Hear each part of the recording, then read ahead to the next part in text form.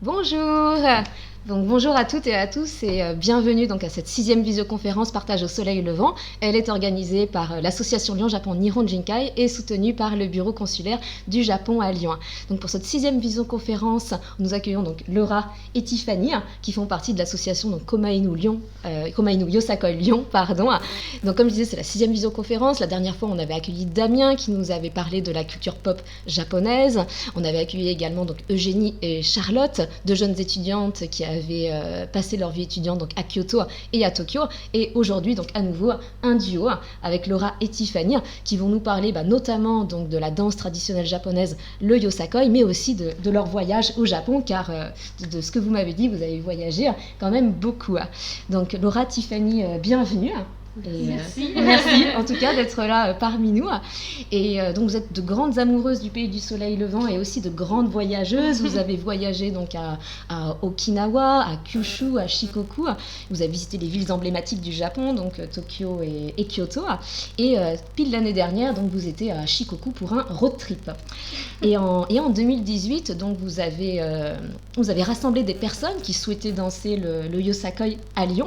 Vous avez créé l'association donc Komainu Yosakoi Lyon, et depuis ce jour, vous brillez de mille feux et puis vous dansez à Lyon et dans beaucoup de villes en France et en Europe. Et je crois que c'était juste l'année dernière, vous étiez donc au Japon, à Kochi, dans la préfecture de Kochi, pour danser le Yosakoi, parce que vous avez été invité au grand festival de danse, le festival de Yosakoi Matsuya. Mais commençons par le commencement. Est-ce que vous pourriez nous en dire un petit peu plus sur vous et les raisons qui vous ont amené à aimer le Japon, le pays du soleil levant? Laura? Alors, donc bonjour, moi c'est Laura, comme Jessica l'a si bien présenté, je fais partie de l'association Komainu Yosakoi Lyon. Alors mon histoire avec le Japon, mon histoire d'amour avec le Japon, ça remonte à pas mal d'années, je dirais une bonne quinzaine d'années maintenant. Je me suis mise un petit peu, comme pas mal d'entre vous j'imagine, à aimer le Japon à travers au départ la lecture de mangas et autres littératures venant du Japon.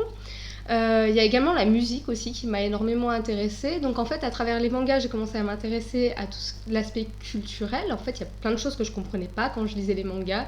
J'étais mais un onsen, mais qu'est-ce que c'est que ça? Une source d'eau chaude. Voilà, c'est une source d'eau chaude. Je l'ai appris par la suite.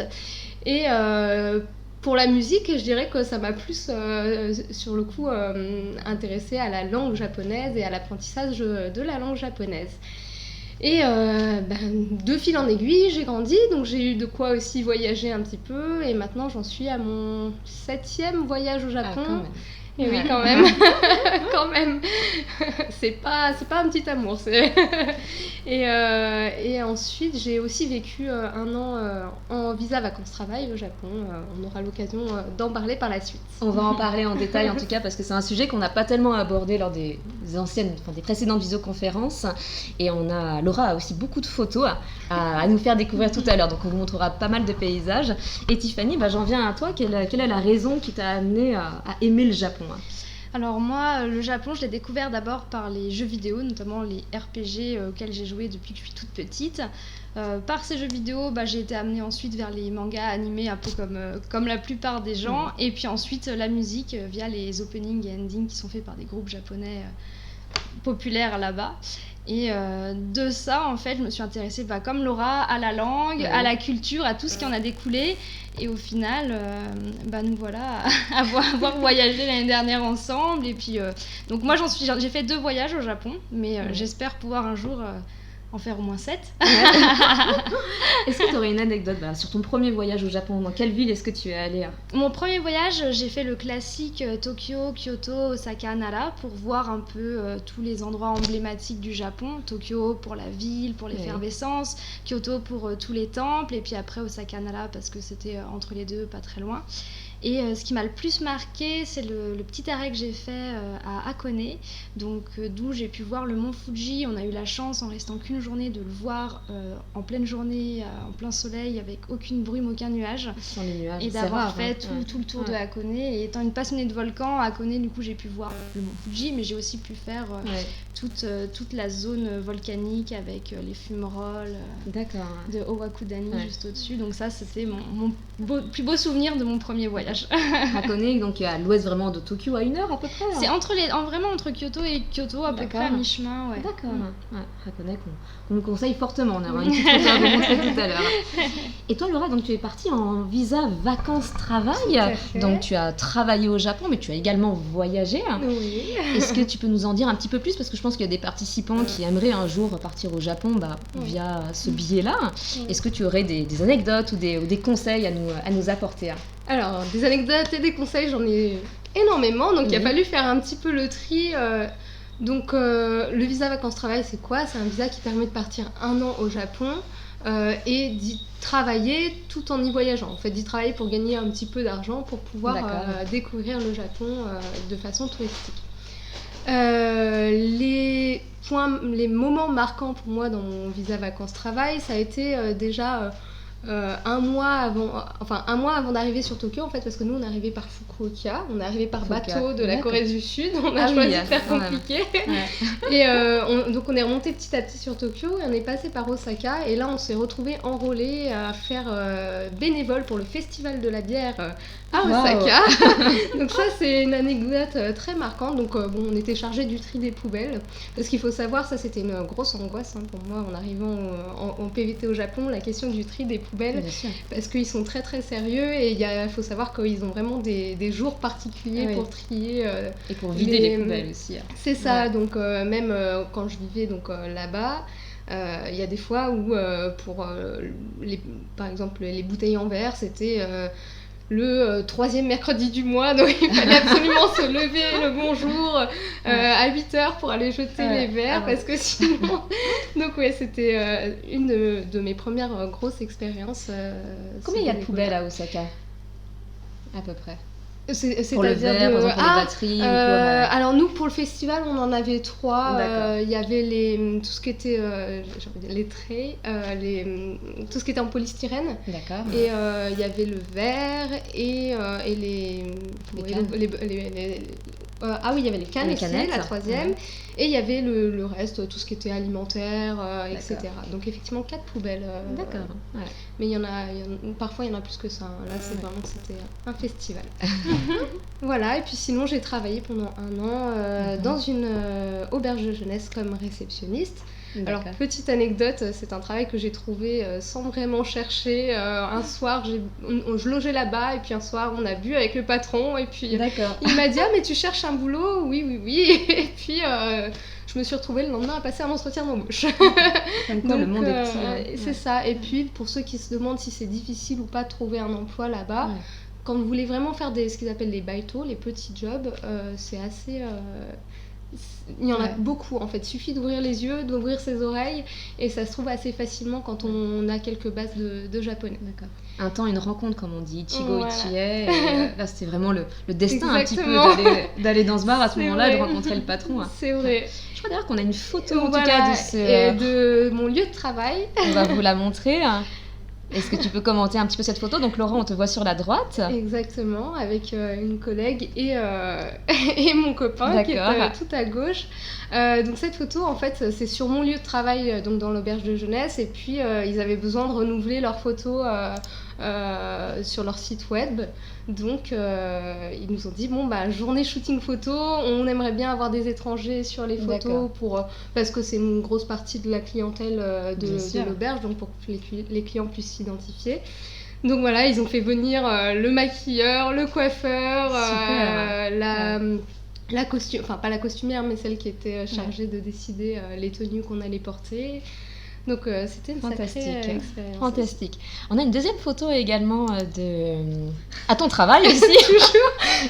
Est-ce une bière? Non, ce n'est pas une bière. Ah oui, pour la petite anecdote sur cette photo, ce qu'on voit pas, c'est qu'en fait il pleuvait à verse. D'accord, on voit pas du tout. Voilà.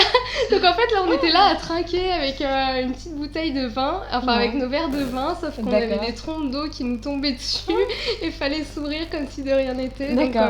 On voit pas du tout. En tout cas, vous jouez bien là. On a vraiment fait ça en 2-3 minutes pour ce plan-là, parce que sinon on aurait été trempé de la tête aux pieds.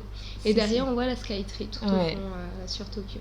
Qui est la plus haute tour de Tokyo. Et oui, je crois, et du Japon également. Et du Japon. Hop, on est revenu à...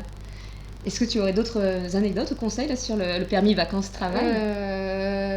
Alors, d'autres anecdotes ou conseils? La limite d'âge, par exemple. Ah oui, la limite d'âge, c'est jusqu'à 30 ans. Vous pouvez faire la demande auprès du consulat ou de l'ambassade du Japon en France pour avoir ce visa-là. Et vous avez jusqu'à vos... En fait, vous pouvez faire cette demande jusqu'à vos 30 ans, limite 31 ans. Voilà, La c'est veille les des 30 ans. La veille des 30 ans. Tout à fait, D'accord. la veille des 31 ans pour la limite d'âge. D'accord. Sinon, il y a une limite aussi pour travailler. Vous avez le droit de travailler 25 heures. Ça fait un petit moment, donc je ne veux pas dire de bêtises, mais normalement, c'est 25 heures par semaine maximum D'accord. quand vous êtes en possession de ce visa-là. Super. Bon conseil. On va passer au deuxième thème, donc le thème lors de notre dernière rencontre, vous m'avez parlé donc de votre road trip à Shikoku. Vous êtes partis une semaine toutes les deux en voiture au Japon avec votre permis de traduire et c'était vraiment pour profiter pleinement des richesses de Shikoku. Donc cette île, c'est la plus petite île des grandes îles au Japon, Shikoku, donc qui signifie 4 pays, il y a 4 préfectures. On va parler un petit peu de logistique. Comment s'est passée la location de voiture là-bas? Est-ce que ça a été difficile? Est-ce qu'il faut faire les démarches avant d'y aller ou est-ce que c'est tout sur place? Est-ce que vous pouvez nous en dire un petit peu plus? Puis je vois que vous avez quelques documents. Vous ne voyez pas, mais il y a beaucoup de choses sur la table. Et est-ce que vous pouvez nous en dire un petit peu plus sur la location de voiture au Japon? Est-ce que c'est facile? Tiffany. Oui. Alors avant tout ça, donc on a une photo introductive à vous montrer. Voilà, voici la voiture que vous avez louée, donc avec Tiffany. Donc ça prouve pas que je l'ai conduite. Voilà. Enfin, si, mais en tout cas, j'étais à côté. Non, la location de voiture au Japon, ça a été très facile. Au final, on est passé par un site internet en direct sur lequel on a loué la voiture directement. Au niveau des documents, je crois pas qu'ils nous en aient demandé en particulier. Peut-être le numéro de permis de conduire qu'ils nous ont demandé en enregistrement sur le site, mais je ne suis pas sûre à 100% de cette information. En tout cas, tout s'est fait très facilement. Pas de difficulté, le site était même traduit en anglais. Oui, on est Donc, passé on par n'a Nippon pas- Rent-A-Car, c'est Voilà. pas une pub pour eux, mais Non, mais voilà, donc ça s'est très bien. bien passé. La seule restriction, c'était d'une fois qu'on se présente sur place pour retirer le véhicule, il fallait qu'on ait notre passeport traduit. Puisque le passeport français nous permet de rouler au Japon, mais à condition qu'il soit traduit. Et pour le traduire, il faut le faire sur place dans une agence JAL. Donc JAF, pardon. La Japanese Association. Voilà. Et donc on s'est rendu dans une agence à Osaka, si je me rappelle bien. Oui. Et ça nous a pris une demi-heure. On est entré dans l'agence, on n'a pas eu à prendre de rendez-vous particulier. On est arrivé dans l'agence, on a demandé la traduction de notre permis et ça en une demi-heure c'était fait. Et ensuite ils sont revenus avec ce petit document là. Voilà, je sais pas si on voit très bien. On ne voit strictement rien. Bon, en tout cas, c'est très simple. C'est juste un document avec toutes les informations du permis traduit. Donc, on voit pas grand-chose, mais c'est juste ce document-là et qui est valable à vie, à condition de ne pas être sur le territoire, ne pas conduire sur le territoire plus d'une année. Donc, si vous faites plusieurs voyages au Japon durant toute votre vie et qu'à chaque fois ça ne dépasse pas un an, a priori, ce document est suffisant pour rouler à chaque fois. Et ça a coûté 3000 yens pour faire la traduction, donc un peu moins de 30 euros, 25 euros environ pour ça. Donc c'est vraiment, c'est accessible à toutes les bourses. Et après, concernant le tarif de location de la voiture... Oui, on était à peu près à environ 270 euros pour 7 jours ou 8 jours, je pense. 7 jours, je pense. En fait, 7 nuits. Ouais, 7 nuits, 8 jours et 7 nuits. Ouais. D'ailleurs, un petit conseil en général, ce qui est pas mal, c'est de louer la voiture à partir de midi et de la rendre à 11h quand vous souhaitez le rendre, parce que ça vous enlève. Souvent, les agences fonctionnent par demi-journée et si vous la louez par exemple à 11h au lieu de midi, en fait ils vont vous tarifer une demi-journée supplémentaire. Donc juste pour une heure. C'est ça, juste pour une heure. Alors que donc c'est le bon plan un petit peu si vous voulez louer une voiture par rapport à ça. Juste pour revenir sur la traduction du permis, effectivement on l'a fait à Osaka. Non, nous ça a été effectivement très rapide. Par contre c'est vrai que selon les agences où vous les faites traduire, ils peuvent pas vous garantir que ce soit fait dans la journée. Ça peut prendre des fois un peu plus de temps si vous allez dans des petites villes. Donc il vaut mieux se laisser quand même une petite marge de manœuvre au cas où et se prévoir peut-être 2 jours avant la location de la voiture. Nous, c'est un petit peu ce qu'on avait fait aussi d'ailleurs sur Osaka, c'est qu'on avait anticipé et on avait fait notre location de voiture 2 jours plus tard, histoire d'être bien sûr. Bien sûr. Est-ce que c'est difficile de conduire au Japon? Parce que là, on ne conduit pas à droite, mais on conduit à gauche. Est-ce que ça a été un petit peu compliqué pour vous? Qui conduisait d'ailleurs? Vous deux? On conduisait toutes les deux. D'accord. C'est moi qui ai inauguré la voiture. D'accord. J'ai pas été très courageuse sur ce coup-là. Est-ce que c'est simple, Tiffany? Est-ce que ça a été simple? Pour moi, ça a été très facile. Je conduis pas régulièrement en France, donc je suis pas une grande conductrice. Par contre, la voiture, ça me fait pas peur. Et au Japon, en fait, ça a été tout de suite très facile de changer nos repères et de les inverser. Donc pour moi, ça n'a pas du tout été un frein, pas d'appréhension particulière. Je pense que quelqu'un qui est à l'aise avec la conduite au quotidien, il n'y aura pas de problème à conduire au Japon. Vraiment, l'idée d'être à gauche de la route et du coup d'avoir tout en inversé, il n'y a pas de... Faut juste bien y penser, je pense. Faut y penser. Les seules difficultés, mais on prend vite le coup de main, c'est au niveau des carrefours. Où du coup on ne serre pas à droite quand on tourne, du coup il faut tourner et puis alors quand on tourne à gauche, si on serre à gauche, mais quand on tourne à droite, on ne serre pas à droite, il faut aller plus loin dans le carrefour pour ensuite tourner. Et avant de tourner, il faut mettre son clignotant et les manettes sont inversées avec les essuie-glaces. Donc souvent quand je tournais à droite, j'enclenchais les essuie-glaces, ou quand je tournais à gauche, c'était pareil. Donc j'enclenchais les essuie-glaces et là je pense que tout le monde savait que j'allais tourner et que j'étais étrangère du coup. Oui, parce que le nombre de fois où on s'est trompé entre les essuie-glaces et le clignotant. Et alors deux, trois petites choses supplémentaires. Et il faut savoir aussi qu'au Japon, ce dont on n'a pas forcément l'habitude, c'est beaucoup de voitures automatiques. Oui. En fait, les voitures de location, c'est toutes des automatiques. Je crois que j'ai jamais vu de manuel. Donc au début, personnellement, je ne savais pas vraiment me servir d'une boîte automatique. Donc j'ai dû demander aux personnes de l'agence de me montrer comment il fallait que je fasse. Voilà, mais bon, après l'automatique est plus facile que la manuelle, donc on s'y fait très très vite. À savoir aussi, les feux se trouvent en face du carrefour, c'est-à-dire que contrairement à la France où vous avez les feux qui vont être au niveau du conducteur, là il faut être très très attentif parce qu'ils se trouvent de l'autre côté de la rue, un peu comme les États-Unis. Donc si on regarde pas suffisamment loin devant soi, on peut par mégarde louper un feu rouge et là c'est la cata. Ils sont aussi en hauteur, je crois. Et ils sont très en hauteur. D'accord. Tout à fait. Sinon, il y a juste, je dirais, si vous devez apprendre une seule chose en japonais pour la conduite, c'est d'apprendre le signe tomare, le caractère du tomare qui est l'équivalent du stop. Qui est écrit par terre. Ouais. Heureusement qu'il n'y a pas de rond-point au Japon aussi. C'est un peu plus compliqué. C'est ça, de quel côté on prend le rond-point? Peu compliqué.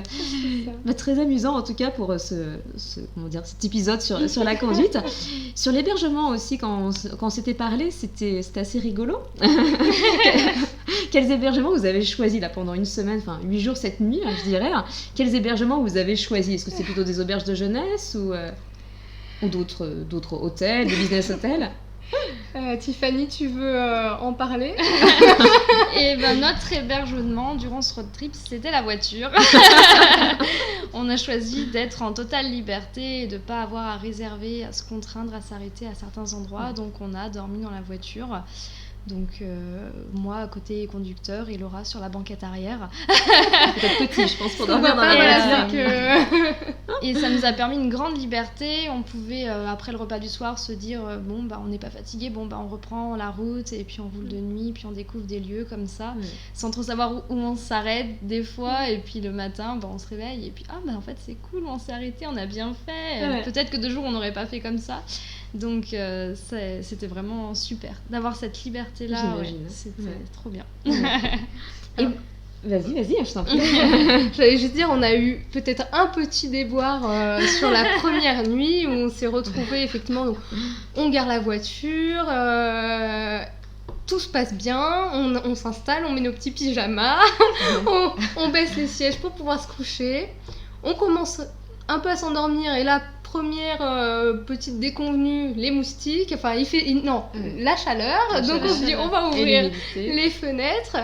Sauf qu'on n'a pas pensé que les moustiques allaient s'en donner à cœur joie, donc on a installé des petites serviettes et des vêtements entre la fenêtre, entre la vitre et nous pour que les moustiques puissent moins passer. Sauf que vers 3h du matin, on se réveille, un grand bruit sur la voiture et en fait il y avait une énorme averse. Alors pour ceux qui sont déjà allés au Japon ou dans les pays asiatiques de manière générale, les averses au Japon, c'est quelque chose. Hein. Quand il se met à pleuvoir, c'est vraiment des seaux d'eau sur la tête. Donc ça commençait à fuir un petit peu dans la voiture et on a eu un bon fou rire. Donc on a refermé les fenêtres, mais de nouveau, chaleur absolue. Mais plus de moustiques. Voilà. Et le lendemain, on s'est réveillés. On n'était pas très très fraîche et on s'est dit bon, si ça se passe comme ça tous les soirs, peut-être qu'on va renoncer un peu à notre liberté et prendre des hébergements autres. Et au final, ça s'est bien passé. Oui. Et puis d'ailleurs aussi, je pensais, vous dites, mais où c'est qu'on s'est garé pour passer nos nuits ? Alors, la chance qu'on avait, c'était faisable aussi parce qu'on était sur Shikoku et que Shikoku c'est une île qui est très sauvage, beaucoup moins habitée que Honshu, donc l'île principale où il y a Tokyo. Donc il y a plein de petits coins où de toute façon on dérangeait personne et puis on pouvait aussi beaucoup s'arrêter sur ce qui s'appelle les Michi no Eki. Moi c'était une grosse découverte, les Michi no Eki de ce voyage-là. C'est un peu comme nos... Alors ça va être très grossièrement dit, mais nos stations d'autoroute, d'arrêt d'autoroute, sauf que voilà, ça a beaucoup plus de charme et nous c'était le long des nationales plutôt, et vous pouvez y trouver tous les produits locaux de la région, donc c'est comme ça qu'on a pu découvrir que la région de Ehime, la spécialité c'était la mikan, donc la mandarine. Et vous pouvez y manger vraiment des bonnes spécialités, acheter vos souvenirs là-bas. Et donc, vous pouvez aussi bénéficier du parking et dormir tranquillement sur ces parkings-là. C'est très bien, ouais. Michi-no-eki, donc un petit peu comme le chemin de la gare, le chemin qui mène à la gare. Littéralement, c'est ça. Et donc, à Shikoku, il y a 4 préfectures dans Shikoku. Vous avez visité ces 4 préfectures, je crois, donc, en voiture. Oui. Ouais, les 3. Je crois. On a Kagawa, on l'a très peu fait. On y est passé, mais on a principalement fait Fukushima, Kochi et Ehime. Voilà. Kagawa qui est la plus petite préfecture donc de Shikoku. Donc Shikoku, comme tu le disais, qui est plus rurale que touristique et vraiment fameuse, qui est populaire pour la richesse de ses paysages, pour le pèlerinage aussi des 88 temples. Et donc on a sélectionné donc quelques photos que vous nous avez gentiment envoyées sur les lieux qui vous ont le plus touché, le plus marqué. Et on va voir ensemble donc ces photos avec vos histoires, avec vos anecdotes. Donc on commence par celle-là. Donc c'est une photo d'un lac. Laura, Tiffany, est-ce que vous pouvez commenter ? C'était l'entrée sur Shikoku. Alors, je peux en parler parce qu'effectivement, ça vient de me revenir à l'esprit de quand cette photo, effectivement, a été prise exactement. Donc, c'était pendant notre road trip, justement. Et on se rendait, il me semble, à la fabrique de mikan, à l'usine de mikan, en fait, où ils trient les mikan, où ils cueillent les mikan. Et on s'est perdu. On s'est complètement perdu sur une toute petite route où ils faisaient des travaux sur cette route-là. Et en fait, on est passé par cette route-là, on a vu ce superbe lac, et après on s'est aperçu qu'on s'était trompé de chemin, donc on a fait demi-tour, sauf qu'en fait, les travaux qu'on avait passés, ce qu'on n'avait pas vu, par exemple, quand on maîtrise pas tous les caractères japonais, des fois il y a des informations qui nous échappent, typiquement, et ça nous avait échappé que en fait, la route était ouverte 1 heure sur 2, ou une demi-heure sur 2. C'était un quart d'heure toutes les heures, je crois. Voilà, elle était ouverte un quart d'heure toutes les heures. Et donc quand on est passé au retour, en fait elle était fermée, donc il y avait le monsieur qui attendait sur sa chaise et puis qui gardait la route. Et nous on est restés là, on s'est dit bon on va attendre un petit peu, et puis on n'avait toujours pas compris en fait qu'on allait devoir attendre 1 heure. Et au bout d'un moment on se dit bon on va peut-être quand même sortir de la voiture et lui poser la question. Et effectivement là on a appris qu'on allait devoir attendre un petit moment. Au final ils ont été très très sympas parce qu'ils nous ont fait passer un petit peu plus tôt que prévu, parce qu'il y avait une autre voiture qui attendait de l'autre côté, comme quoi les Japonais se trompent aussi. Mais c'était très sympa parce que ça nous a permis d'échanger un petit peu avec ce monsieur, sûr, et avec puis les locaux, de voir ce fameux lac. Ouais, on repasse la petite photo du lac. C'est vraiment magnifique, en tout cas de très belles couleurs. On passe au deuxième endroit. Donc la première fois que j'ai vu cette photo, j'ai pensé que c'était vraiment une plage de sable blanc, mais en fait non, c'est bien l'écume des vagues. Où se trouve cette plage ? Alors cette plage, elle se trouve au sud de la ville de Kochi, donc au sud de Shikoku. C'est accessible en bus, c'est vraiment proche de la ville de Kochi, donc la ville principale au sud de Shikoku. C'est très accessible, et cette plage-là, normalement on peut s'y baigner. Sauf que ce jour-là, l'anecdote c'est qu'on était 2 jours avant le passage du typhon. Donc là les vagues montaient jusque très très près du bord. Il y a même un endroit en fait où les vagues recouvraient carrément le passage, qui nous permettait d'accéder à un mini temple.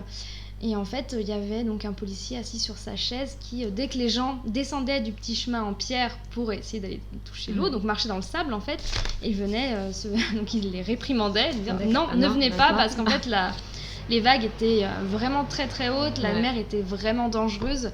Puis 2 jours après on a eu le typhon, donc c'était totalement légitime. Par contre je pense qu'en temps normal c'est un lieu vraiment c'est magnifique. De toute façon là déjà c'était beau, donc la plage de sable fin, les vagues au loin, et puis les roches noires autour de... C'est ça, parce que je me demandais s'il y avait du sable. J'arrivais plus à se dire s'il y avait le sable blanc, mais il me semblait bien. Donc comme quoi au Japon, on peut quand même trouver ces belles plages de sable blanc, et notamment sur Shikoku. Ça c'est quelque chose qui est assez... Ça c'était dans la préfecture de Kochi, c'est bien ça. Oui, d'accord. Sur la 3e photo, donc une photo qui m'a particulièrement plu, c'est la vallée Iya, qui est assez connue à Shikoku. Est-ce que vous pouvez nous raconter un petit peu son histoire ? Qu'est-ce que vous avez vu dans cette vallée ? Alors Tiffany, je te encore la présenter. On est passé dans cette vallée parce qu'en fait c'est une vallée qui est très sauvage. Il y a aussi des gorges juste avant d'arriver dans la vallée de Iya, les gorges de Oboke-Koboke. Et la vallée héberge aussi le chemin des yokai, ou le sentier des yokai, je me rappelle plus, la route des yokai. En fait, à côté de cette vallée, on retrouve le musée des yokai, encore une fois dans une Michinoeki, donc comme quoi on retrouve vraiment des petits bouts de culture en fait, vraiment dans ces Michinoeki. Donc le musée des yokai qui présente tous les yokai du Japon avec leur petite histoire, des sculptures. Le musée était pas très très grand, mais il y avait énormément de sculptures, énormément d'histoires, vraiment très intéressant. Il y avait des morceaux en anglais, il me semble. Pas tout était traduit, mais une bonne partie, en tout cas, en tant qu'étranger, vous pouvez y aller sans problème. Et ensuite, une fois qu'on quittait le musée et qu'on recontinue notre route en direction de cette vallée d'Iya, donc très sauvage, au bord justement des gorges, etc. Et donc il y a la route des yokai. Et en fait, le but, un peu, le jeu, c'est de repérer les statues en bois de yokai qui jonchent le chemin, la route. Donc il existe même des plans pour essayer de les trouver. Et c'est vrai que nous, on passait en voiture, on était là, il y en a un ici, arrête-toi, 2 secondes, est-ce qu'on peut s'arrêter ? Oui, arrête-toi, je le prends en photo. Et donc c'était très sympa de passer dans cette vallée pour ça, en l'occurrence, et puis parce que les paysages étaient magnifiques, le long des gorges, avec... comme on l'a vu sur l'image, les arbres ultra présents, la verdure luxuriante. J'ai une petite anecdote aussi sur cette fameuse vallée d'Iya et cette route des yokai. Donc il faut savoir, faut s'imaginer, on a passé la journée à lire des histoires de fantômes, de yokai, d'esprits, etc. Et donc on se fait cette petite route 2 jours. Et puis en fait, on l'a refaite, mais de nuit, parce que on devait passer par là pour ensuite se rendre à notre prochaine destination. Et première chose, c'est que d'un coup, au loin, on commence à entendre de la musique, mais vraiment, voilà, c'est musique japonaise avec ses flûtes, c'est les taiko, etc. Donc, au début, on s'est dit, mince, qu'est-ce que c'est que ça? C'est les esprits qui se mettent à jouer des instruments. C'était vraiment sur des toutes petites routes, avec très très noir, peu d'éclairage. Et en fait, on est tombé sur des... Parce que c'est dans la préfecture de Tokushima. Et donc, la spécialité de Tokushima, c'est la danse Awa Odori, donc, qui est une danse folklorique et traditionnelle japonaise. Et on est tombé sur des personnes qui s'entraînaient en fait pour le festival d'Awa Odori qui allait avoir lieu quelques semaines après en fait. Et ça c'était génial, c'était vraiment au milieu de nulle part. Il y avait un groupe avec ils avaient mis leurs voitures. Ils avaient mis les voitures, ils s'éclairaient à fond avec leurs phares. Et là ils jouaient de l'instrument et ils dansaient de l'Awa Odori, donc c'était extraordinaire. Et après, on a repris cette route et on est tombé, j'ai plus le nom de ce village, mais il faut savoir que par là-bas aussi, il y a le fameux village où il y a tous les épouvantails, où il n'y a plus d'habitants. Et donc, tous les habitants ont été remplacés par des épouvantails. Voilà, ils ont déguisé des épouvantails en policiers, etc. Et donc, on est tombé sur ce village-là, de nuit, sur la route des yokai. Donc, c'est vrai que là, c'était vraiment... sur le coup, on a eu du bon frisson. Cette histoire d'épouvantail me fait penser, il y avait eu une exposition à Lyon sur les yokai. Donc, c'était Yokai Enoshima, elle a 2 ans à peu près. Mais voilà, c'était les photos d'un photographe, en fait, qui était passionné de ça. Ça y fait penser un peu. Oui, une très très belle exposition d'ailleurs. Oui, complètement. Petit clin d'œil au musée des Confluences. La 4e photo, alors si je ne me trompe pas, c'était l'un des temples qui fait partie des 88 temples qui sont populaires pour le pèlerinage. À Shikoku, je crois que c'est le temple de Kongo Fukuji. Et comment ça s'est passé là-bas, la visite? Pourquoi ce temple est si célèbre? Alors en fait, c'est pas spécialement qu'il est célèbre, c'est plus que... Enfin, nous, on savait qu'il y avait ce pèlerinage des 88 temples. Le but du road trip n'était pas de faire les 88 temples, parce qu'il y en a beaucoup qui le font en voiture. Normalement, ça se fait à pied, ça prend environ 2 mois, et c'est, je crois, 1200 km à parcourir. Et certains donc, le font plutôt en voiture parce que c'est quand même très difficile physiquement. Nous, on s'était dit, sur notre chemin, on va en faire quelques-uns. Et celui-ci, je pense qu'on est tombé vraiment un peu par hasard dessus. Il n'était pas loin de là où on avait dormi, justement, passé une nuit dans la voiture. Et on voit sur l'image, tout au fond, une statue d'un pèlerin. On voit qu'il est habillé avec le chapeau et le bâton de pèlerin. Et ce temple m'a beaucoup marqué. Enfin, je l'ai trouvé vraiment très très beau. Pourtant, des temples, j'en ai vu un paquet. Et celui-ci, je trouvais que vraiment, il se démarquait avec toute cette verdure autour et cette grosse statue de tortue. Tiffany est super fan des tortues. On remonte la tortue. C'est pour ça qu'on l'a choisie, c'est la photo. Exactement. Voilà, elle est là. Et il y a vraiment toute une balade, enfin toute une petite promenade à faire autour de l'étang. Et voilà, je souhaitais vous le montrer parce que c'est vraiment... Si vous devez choisir parmi certains temples, parmi les 88, celui-ci est un des temples que je vous conseille. D'accord, le temple de Kongo Fukuji. Tout à fait. Et en parlant de tortues, il y a une plage, je crois, dans la préfecture de Tokushima ou la préfecture de Kochi, où les tortues viennent mettre bas. Elles viennent pondre.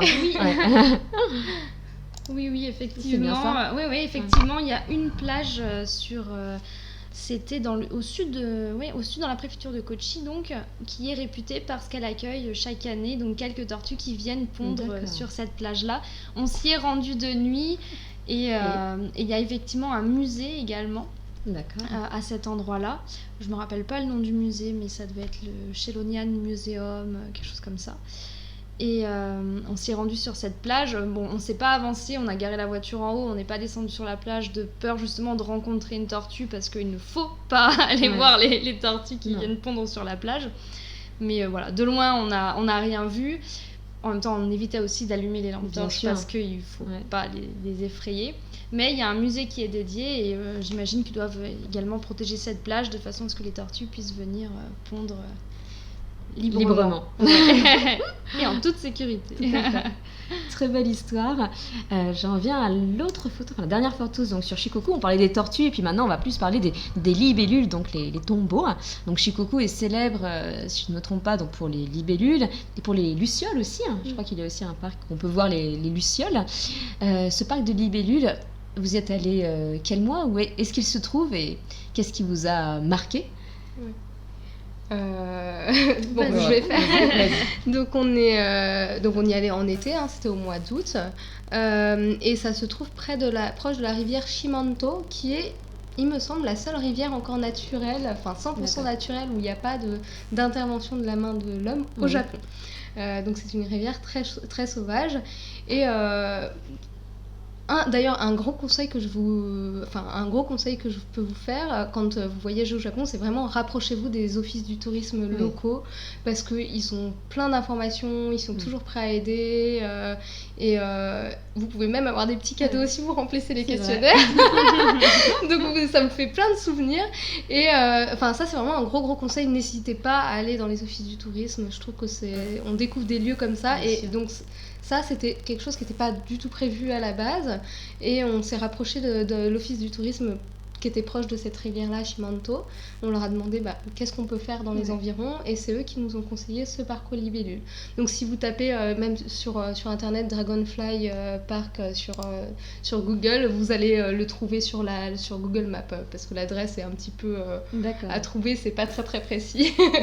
Et c'est vrai qu'il y avait énormément de libellules. En plus on est arrivé au coucher du soleil, donc on a eu un superbe coucher du soleil, et il y a personne en fait. C'est très sauvage, très calme. C'est un bon coin pour se ressourcer. Et c'est vrai que c'est des petites choses comme ça. C'est pour ça que je vous conseille de pas tout planifier aussi quand vous voyagez, de vous laisser un petit peu la liberté du hasard et de la spontanéité, parce que vous tombez sur des petites pépites comme ça auxquelles quand vous planifiez votre voyage, c'est pas forcément la première chose que vous vous dites que je vais visiter le parc aux libellules. Et en fait c'est un vrai gros conseil, parce que c'est super endroit, et puis peu de touristes en fait, donc c'est l'occasion de rencontrer des locaux et d'échanger avec eux, parce qu'ils sont beaucoup plus ils ont beaucoup plus le temps pour ça, ils voient pas souvent de touristes, donc ils sont contents de pouvoir échanger, que ce soit un peu en japonais quand on peut parler un peu japonais, ou avec quelques mots d'anglais. Voilà. Donc c'est vraiment un conseil que je fais. Magnifique en tout cas cette photo. On va quitter Shikoku et puis on va revenir sur Lyon pour parler un petit peu de la danse, le yosakoi, donc cette danse traditionnelle japonaise. Vous allez en parler en détail. Donc cette danse qui mélange à la fois des mouvements contemporains mais aussi traditionnels, qui s'accompagne aussi de claquements de naruko, donc ces petits instruments traditionnels, donc typiquement japonais. On a deux à côté de moi, un rose. Donc, et puis, tout d'abord, est-ce que le nom yosakoi a une signification particulière ou pas? Alors, pour le nom, il n'y a pas d'origine, c'est pas sûr en fait. Ça voudrait dire viens la nuit, avec yo de yoru et koi de venir. Donc c'est un festival qui avait lieu plutôt le soir. C'est une danse pour accueillir la nuit en fait.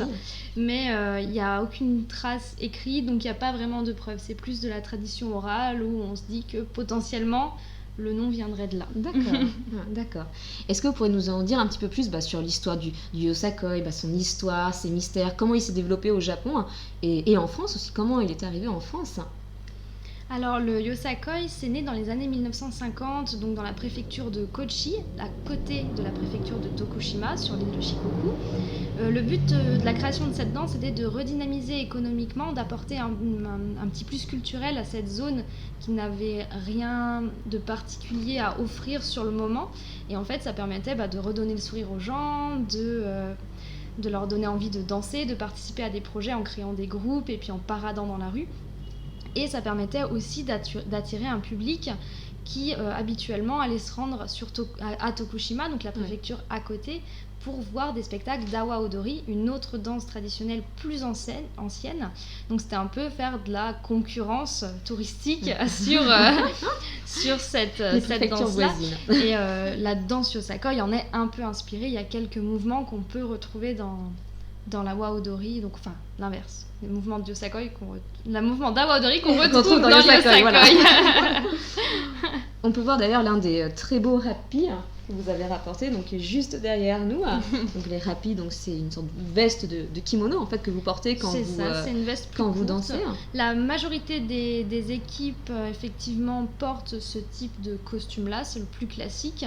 C'est-à-dire les costumes qu'on retrouve dans la wa odori, ils sont un peu différents, c'est pas des hapis, mais c'est à peu près le même style de veste. Et dans les matsuri, en général, c'est vrai que c'est les genres de vestes qu'on voit souvent sur les stands ou parmi d'autres Bien danseurs, sûr. d'autres danses. Donc nous, c'est le costume du coup qu'on a choisi pour démarrer notre activité à Lyon. Qui viennent du Japon. Qui vient du Japon, D'accord. tout à fait.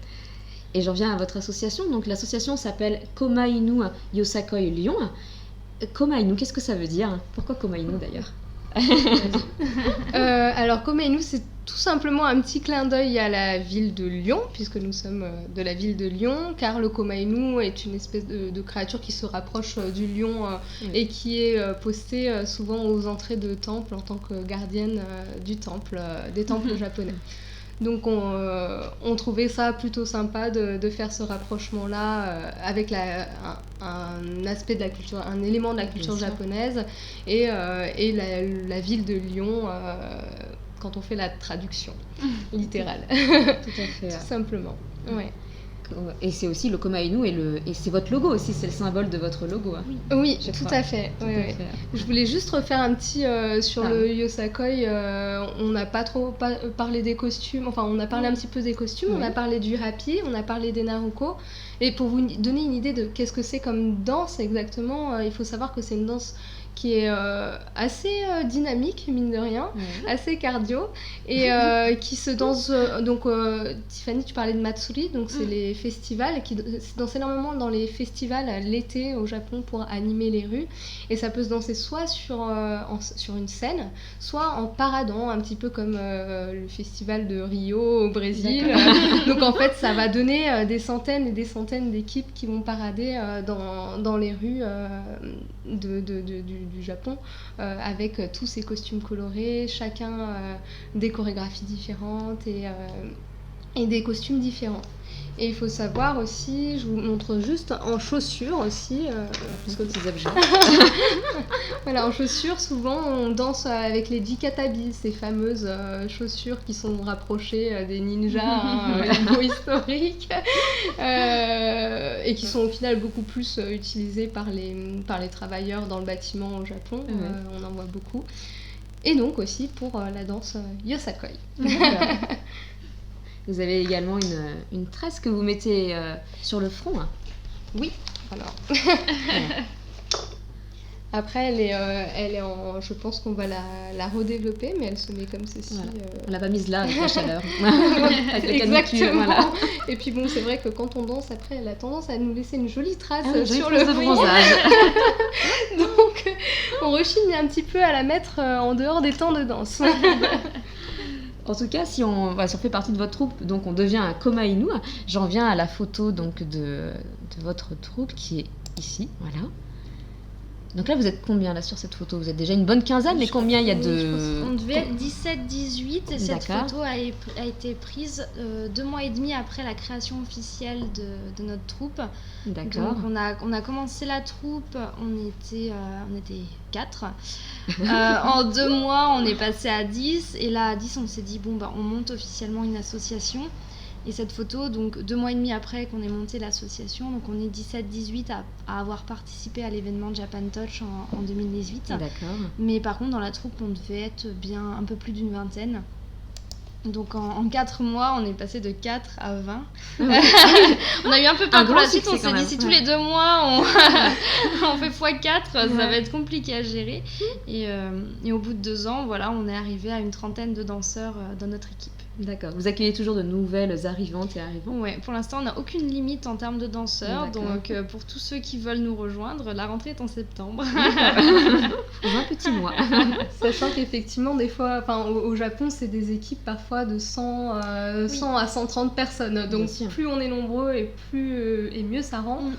Nous, le seul problème qu'on a, ça va être les capacités de salle pour les répétitions. Et encore, on s'adaptera. On vous accueille à bras ouverts. Vous entraînez dehors là actuellement, non? Ou vous êtes toujours dans une salle? Non, l'été, on s'arrête pas de danser en fait. Après, c'est pas des entraînements officiels parce qu'il y a moins de monde sur Lyon, mais on continue toujours de danser, cette fois en extérieur, sur une petite place avec un bâtiment vitré, de façon, c'est de la danse, il faut qu'on puisse voir en même temps. Donc les mardis et jeudis, comme tout au long de l'année. Mais c'est l'été, sinon ça, c'est l'été. Le reste de l'année, on a une salle. 2 salles. Le reste de l'année, on a 2 salles dans lesquelles on répète, fermées. Donc le public ne peut pas nous voir répéter. D'accord.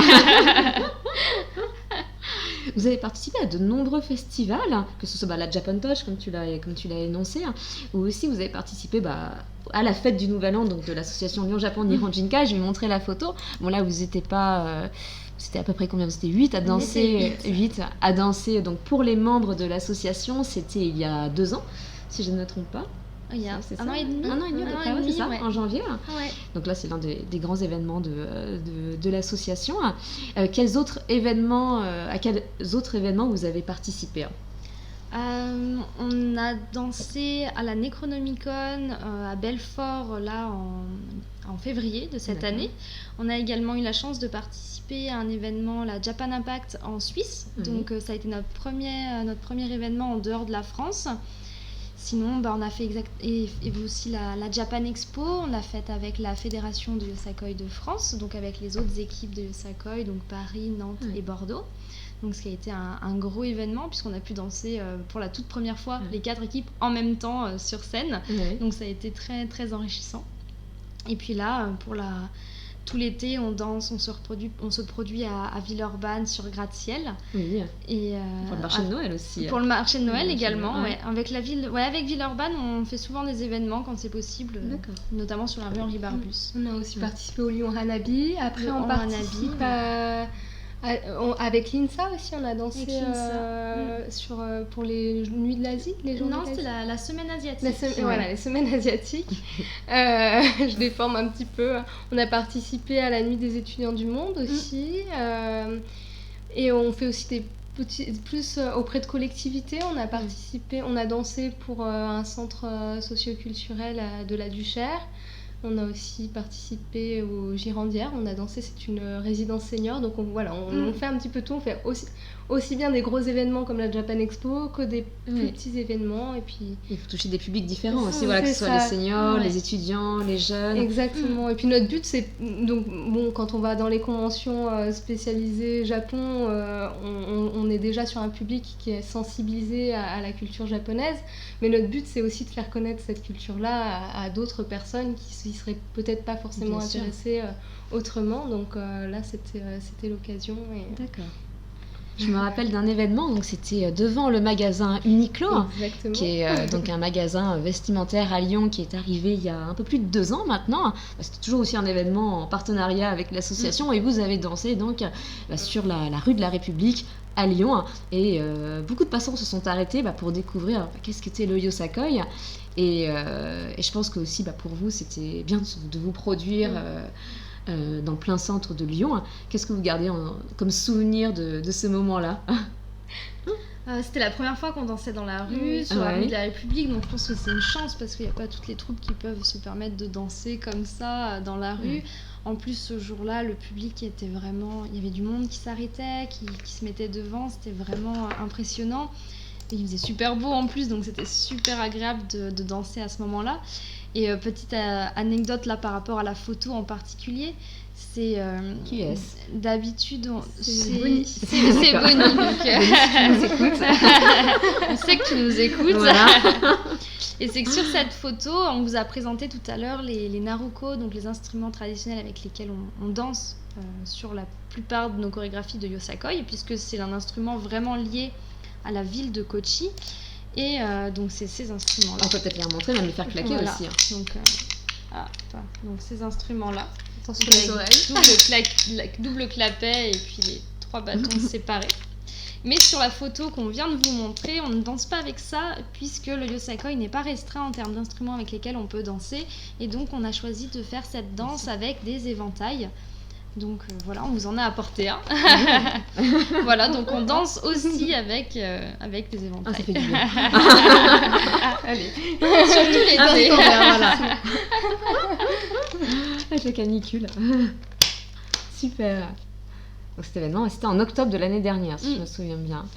Et le dernier donc, grand festival auquel vous avez participé, c'était l'année dernière, c'était en août, donc il y a pile un an. Vous avez été invité donc, par la ville de Kochi pour participer donc, au festival de danse, le festival de Yosakoi Matsuri. Et là, vous avez dansé avec des équipes internationales. Est-ce que vous pouvez nous en dire un petit peu plus sur cette expérience unique? Alors en fait, pour être encore plus précise, nous on a dansé avec l'équipe internationale Kizuna Kokusai Team, donc l'équipe Kizuna, qui regroupe des danseurs venus de partout dans le monde pour participer justement au festival de Kochi. Donc tous les ans, il y a un très très gros festival de Yosakoi dans cette ville-là, puisque c'est là où est originaire le Yosakoi. En fait, c'est le 3e plus gros festival de Yosakoi au Japon. Il y en a, le premier est à Hokkaido et le 2e est à Nagoya. Et donc le 3e à Kochi. Donc on a eu l'occasion, en fait, cette équipe faisait des appels à candidats, des appels à rechercher des danseurs. Donc on a eu l'occasion de se joindre à eux pour participer à ce festival et ça a été une expérience incroyable. C'est vraiment... bon, déjà, il y avait 18 pays différents, il me semble, 18 nationalités différentes. Donc on a pu côtoyer voilà, des personnes venant de Chine, venant de Malaisie, venant du Japon bien sûr, venant d'Angleterre, de Hongrie, du Canada, des États-Unis et j'en passe. Et donc on est 2 à avoir participé au festival de Kochi et 3 en tout à avoir participé au festival de Harajuku à Tokyo. De notre équipe. Ouais. Donc on a fait 2 festivals sur cet été-là. Fantastique. Et vraiment, ce qui a été aussi très marquant, c'est donc c'est un festival qui dure 3 jours, même 4 jours. Parce qu'il y a la soirée de pré-festival, la journée concours, etc. Et on s'est tous retrouvés avec l'équipe avant ce festival-là pour pouvoir répéter ensemble. Parce qu'il faut savoir que toutes les autres équipes japonaises répètent pendant 1 an tous ensemble. Donc c'est sûr qu'au niveau coordination, ils sont au top. C'est intense. Nous, on a tous répété chacun dans notre pays, de notre côté. À travers des vidéos qu'on nous envoyait. Et on s'est retrouvés 4 jours avant pour faire une espèce de bootcamp intensif sous la chaleur de Kochi en août, donc 40 degrés et humide au moins en plus. ressenti, voilà, très très humide. Et on était logés dans un sport center, enfin dans un pas un gymnase. Vous dormez dans la voiture, vous dormez dans les gymnases, c'est l'aventure. En fait, c'est une espèce de résidence pour les équipes sportives de sport japonaises.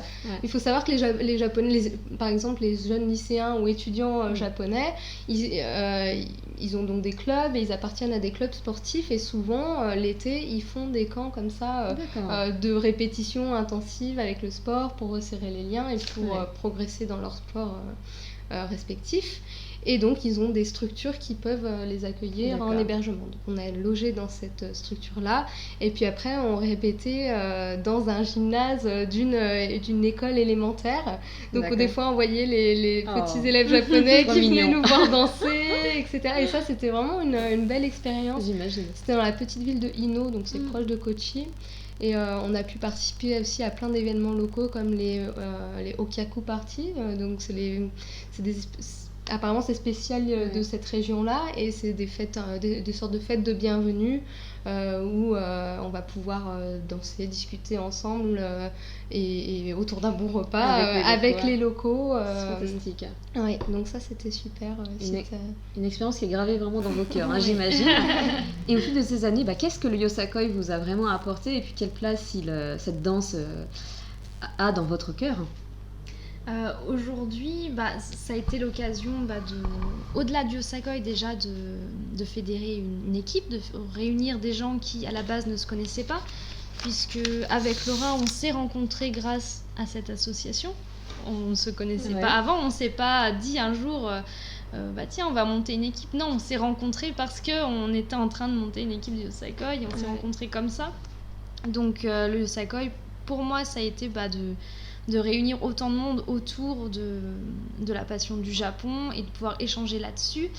Et en même temps, de fédérer les gens, de créer une petite communauté autour de la danse, de permettre également de faire du sport, puisque mine de rien, on s'entraîne 2 fois par semaine, 2 heures, plus d'autres entraînements supplémentaires quand on est proche d'un événement.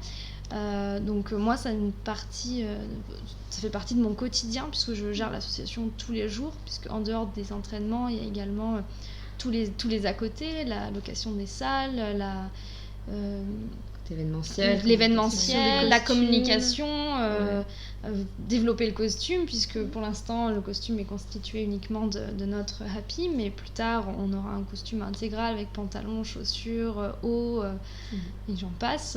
Donc tout ça c'est de la logistique, c'est l'administration, l'entrée des inscriptions, savoir quand est-ce qu'on fait des stages, voilà, enfin tout ça, donc ça fait vraiment partie de mon quotidien. Il n'y a pas une seule journée sans que je fasse un petit peu de gestion d'association. Donc pour ma part, c'est vraiment du quotidien. Et quand on aime, en tout cas, quand on le fait avec le cœur, en tout cas, c'est... Complètement. Le temps passe très vite. Oui. On n'arrive plus à s'arrêter. Et pour toi, Laura, quelle place a le Yosakoi dans ton cœur ? Qu'est-ce qui t'a apporté là, depuis 2 ans maintenant ? Énormément de choses. Alors déjà, moi j'ai découvert le Yosakoi au Japon, au festival de Harajuku sur Tokyo. Mais je savais pas que ça s'appelait du Yosakoi. Donc bon, je suis restée en admiration devant ces danseurs, mais je savais pas ce que c'était. Et je les ai croisés au Lyon Hanabi sur leur petit stand à 4 où justement ils lançaient ce projet de danser du Yosakoi. Et là je me suis dit c'est ça c'est ça que je veux faire. Et en fait il faut savoir qu'à ce moment-là je revenais tout juste de mon PVT et j'avais un petit peu la nostalgie du Japon. Ça me manquait et donc j'ai vraiment pu retrouver un petit bout de Japon sur Lyon et en plus des personnes effectivement avec qui échanger autour de cette passion commune. Donc c'est quelque chose qui est devenu très central aussi dans mon quotidien, comme le dit Tiffany, et puis je fais aussi partie du conseil d'administration. Donc je participe aussi un peu à toutes ces gestions d'à côté pour logistique, voilà, pour faire avancer l'association petit à petit. Et c'est vraiment ça, c'est l'occasion de rencontrer du monde, de tous les horizons aussi, sur tous les événements qu'on a fait, on a pu échanger avec plein de gens qui nous ont parlé aussi de leurs propres expériences avec le Japon, leur propre amour. Ça nous a permis de on s'est rencontrés il y a 2 ans et vous êtes venus. Jessica, l'association Nihon Jinkai. Et aussi, j'ai perdu le fil de ma pensée. Rencontrer beaucoup de personnes de différents horizons. Et de développer aussi des compétences auxquelles je faisais pas forcément appel dans mon cadre professionnel. J'ai appris plein de choses, c'est justement sur tout ce qui est une gestion pas d'entreprise, mais du coup d'association sur le coup. J'ai appris des choses sur la communication, sur comment faire parler de la compta. Bon, ça j'en parle moins parce que c'est le truc un peu moins sympa, mais effectivement ça permet aussi de développer toutes sortes d'autres compétences autres que la danse. En tout cas, les grands esprits se rencontrent. Je me rappelle très bien de notre rencontre il y a 2 ans, et puis il y a 2 ans, on les avait appelés pour participer à la fête du Nouvel An. On vous a montré la photo et puis vous avez tout de suite répondu à l'appel et c'était toutes très positives, bouillonnantes d'énergie et c'est toujours le cas. J'en viens à une question. Alors ce n'est pas l'une de mes questions, mais c'est une question de Guy, l'un des participants qui nous regarde. Bonjour Guy. Guy nous demande, donc faut-il un grand entraînement physique pour participer à la danse Yosakoi ? Alors, pas du tout. Il faut savoir que, par exemple, moi, quand j'ai monté l'association il y a 2 ans, je n'avais jamais dansé quoi que ce soit de toute ma vie. Et je suis quand même présidente de l'association aujourd'hui, donc tout arrive.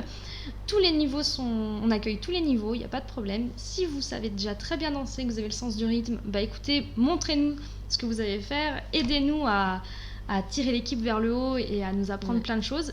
Et si vous ne savez pas danser, que vous n'avez pas le sens du rythme, que vous ne savez pas du tout comment vous y prendre, c'est pas grave, venez quand même et puis on vous apprendra ce qu'on sait faire et puis petit à petit on vous guidera, on vous donnera des astuces et puis vous progresserez complètement avec nous parce qu'on est une équipe très soudée Et chaque danseur ne vient pas juste pour danser et puis ensuite hop, comme quand on fait un cours de fitness puis on repart chez soi. Non, là dès que quelqu'un a une question dans le groupe, il n'est pas forcément obligé de s'adresser à l'instructeur, il peut directement poser la question à son collègue à côté qui prendra 5 minutes pour lui expliquer. Il y a un accompagnement qui est vraiment hyper complet de la part de tout le monde joue le jeu et c'est vraiment ça qui est aussi hyper impressionnant dans notre équipe. Et pour le coup, ça, je m'y attendais pas du tout à ce que ça fonctionne de cette façon. C'était pas calculé. Donc non, il n'y a pas besoin d'un grand entraînement. On fera des stages et on vous accueillera volontiers. Elle dit voilà, la rentrée est en septembre. Pour compléter tout petit peu aussi, justement, le Yosakoi, ça a été créé pour pouvoir être dansé par tout le monde en fait, et de 7 à, enfin même de 3 à 99 ans. Personnes. Voilà, bon, nous on a une limite effectivement d'âge du côté des plus jeunes dans notre association. Par contre, des plus vieux, on n'a pas, donc même si vous avez 120 ans, vous pouvez venir. Et il faut savoir en fait qu'on a plein de chorégraphies différentes et effectivement il y a peut-être quelques-unes qui peuvent être assez cardio, donc que certaines personnes peuvent avoir un peu des difficultés au début. Donc on peut commencer aussi avec des chorégraphies qui sont plus tranquilles, je dirais, plus soft. Et puis ensuite, petit à petit, au bout de 2 ans, comme nous, vous allez pouvoir augmenter en niveau avec notre accompagnement. Merci Guy en tout cas pour la question. Je regardais juste les commentaires si vous avez d'autres questions parce que souvent il y a des questions qui sont posées en live et qu'on reçoit pas en avance, mais je crois que j'en ai pas. Des futurs adhérents. Enfin, je lis un petit peu tous les commentaires, on les lira tout à l'heure. Si vous avez d'autres questions, vous pouvez les poser, les écrire. Sinon, ce sera plus tard. J'en viens à ma dernière question. Maintenant, quels sont vos projets ou vos projets et vos rêves pour renforcer encore plus les liens d'amitié entre la France et le Japon? Est-ce que vous avez d'autres idées, d'autres projets que vous souhaiteriez partager avec nous? Alors nous, c'est un de nos petits... Je passe le micro. Oui, je vais commencer, c'est pas grave. Un de nos petits... Par rapport à l'association, en tout cas, un de nos petits rêves secrets, ça serait quand même de réussir à créer un partenariat et un échange avec la ville de Yokohama, puisque la ville de Lyon et de Yokohama sont jumelées. Donc ça, c'est un peu notre petit rêve secret en tant que sur le développement de l'association. Après, ce qu'on aimerait aussi instaurer un petit peu plus, ce serait peut-être plus de déplacements à l'international. On a eu quelques invitations là qui se sont soldées pour l'instant par des annulations en raison du contexte actuel. On devait notamment aller en Hongrie et en Pologne. Mais ce n'est que partie remise et ça, je pense que ça sera vraiment une belle victoire en termes de progression pour l'association. Et puis sur le plan plus personnel, moi ça serait de réussir à mettre à contribution toutes mes compétences et mes connaissances sur le Japon, même si j'ai encore énormément de choses à apprendre sur le Japon, mais en tout cas ce que je sais déjà, pouvoir partager mon expérience, que ce soit sur le plan à travers l'exercice d'une profession. J'aimerais bien me réorienter dans une activité autour du tourisme et en lien avec le Japon. Et aussi par rapport à l'association, partager notre expérience au-delà de justement la danse à travers des conférences, un peu comme on fait là, sur des événements. Donc ça, c'est des évolutions possibles. En tout cas, tu as tout notre soutien pour accomplir tes rêves. Voilà, comme dirait Hergé, à force de croire en ses rêves, l'homme en fait une réalité. Et toi, Tiffany, est-ce que tu aurais un rêve ou un projet personnel que tu souhaiterais partager avec nous? Pareil, Yokohama, ça resterait une grande victoire parce qu'ils ont un festival en plus de Yosakoi à Yokohama. Donc c'est vrai que le jour où on pourrait faire un petit partenariat Lyon-Yokohama, ce serait vraiment une belle victoire. Et ce serait vraiment un événement grandiose auquel on aimerait participer, voire même être co-organisateur si on en vient vraiment. Voilà, on ne fait pas que danser, on est aussi là pour développer notre amour du Japon par l'organisation d'événements et d'autres choses. Laura en parlait par le fait que niveau des conférences, là le prochain événement qu'on a à Cherizy, donc au sud-ouest de Paris, on a la possibilité d'organiser, de faire une conférence entièrement libre. Donc le format pour le coup est totalement libre et on va pouvoir parler librement du Yosakoi, du Japon, de nos expériences personnelles. Donc, et ça, c'est grâce à l'association qu'on peut faire autre chose que de la danse. L'intérêt principal, c'est vraiment la danse et faire tout plein de choses autour de ça, mais si l'association peut nous permettre éventuellement de proposer d'autres choses au public et de faire découvrir notre passion du Japon à travers d'autres formats, d'autres aspects de la culture, ce serait aussi une belle victoire. En tout cas, vous avez tout notre soutien via cette visioconférence. C'est vraiment un plaisir de vous accueillir dans le salon de partage au soleil levant et puis de parler de voyage, j'espère qu'on vous aura fait voyager, comme on a voyagé ici. Mais aussi, on a parlé vraiment du Yosakoi, donc on vous redonnera les informations donc, sur votre rentrée en septembre 2020, et puis sur toutes les petites adresses, un petit peu tous les lieux là qu'on a cités lors de la visioconférence. Donc merci beaucoup en tout cas. Je ne sais pas si vous avez peut-être un mot à dire à certains membres de votre troupe qui vous regardent. Merci aux membres qui nous regardent, qui ont pris le temps de s'inscrire et puis d'accéder au lien. On vous voit dans les commentaires. Il y a eu beaucoup de commentaires. Mais merci à vous en tout cas, merci pour votre soutien auprès de l'association Lyon-Japon Nihon Jinkai et puis auprès du bureau consulaire également. Et puis à très bientôt en tout cas, lors d'un prochain festival ou lors d'une prochaine conférence. À très vite, on l'espère. Merci beaucoup, à bientôt, au revoir.